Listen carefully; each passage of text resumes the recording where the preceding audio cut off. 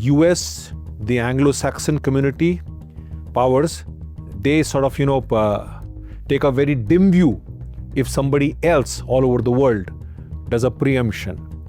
But for them, the might is again right. India hardly buys oil from Venezuela. The problem is going to come is to countries like China. What President Donald Trump is doing is that he is saying that, listen, China has been very active in Africa. It won't allow China in its own backyard, that is South America.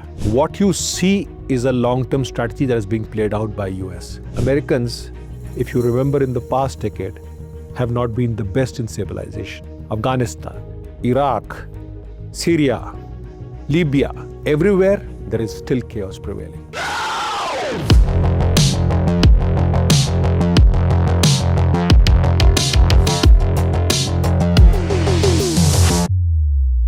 So, the United States has attacked Venezuela, captured its president, Nicolás Maduro. What does this say about Trump's foreign policy, and is the real target China? US intervention in Venezuela, where Nicolás Maduro was taken captive. And what you see actually is that might is right. And when you see the entire action and how the entire thing has taken place, you realize that it was a intelligence-led operation. It was a pinpointed operation. Somehow his security, I do not know, let the facts come out later. Somehow his security collapsed, or maybe they wanted the man to be, there are a whole lot of conspiracy theories going around. But the fact remains is that Venezuela, which has the largest proven reserves of oil, crude oil in the world, is right now under the thumb of US President Donald Trump. US, the Anglo-Saxon community powers, they sort of, take a very dim view if somebody else all over the world does a preemption.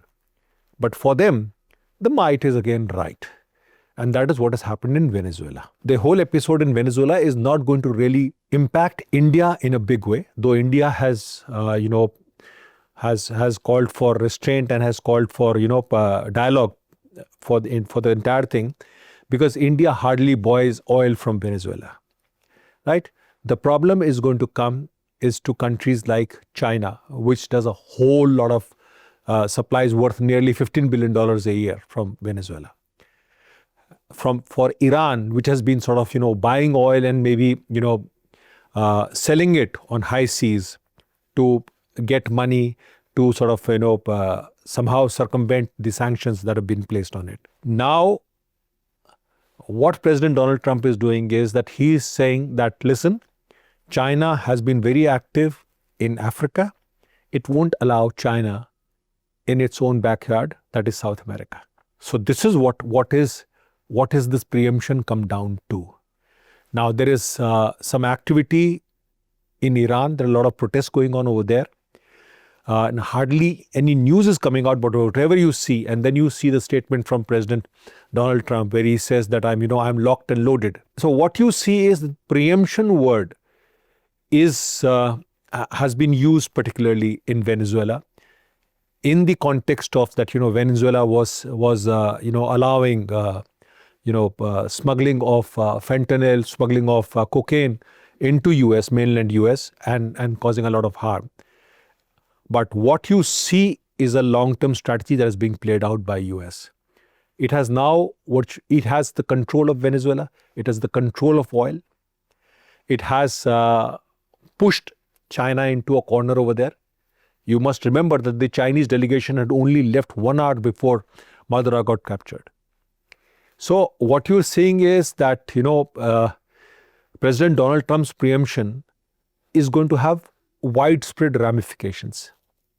First of all, it shows how defunct UN is. Second thing is that, it has basically made it very clear that, President Donald Trump will do what he has to do.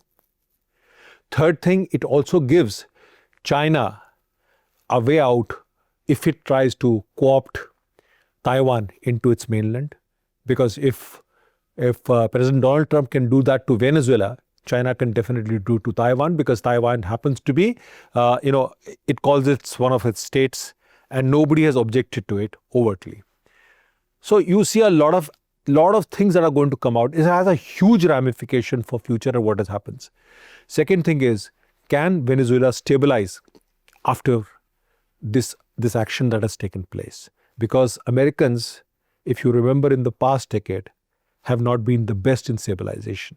Afghanistan, Iraq, Syria, Libya, everywhere there is still chaos prevailing. So preemption is a very sexy word, but the fact remains is that preemption is only valid if you can stabilize the entire thing, if you can stabilize the country, if you can if you can do better for that country.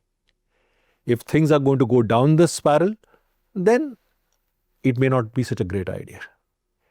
But lastly, the West and the US need to realize that preemption is a tool which only they are not empowered to use. Suppose everybody starts to do the same thing, there'll be utter chaos.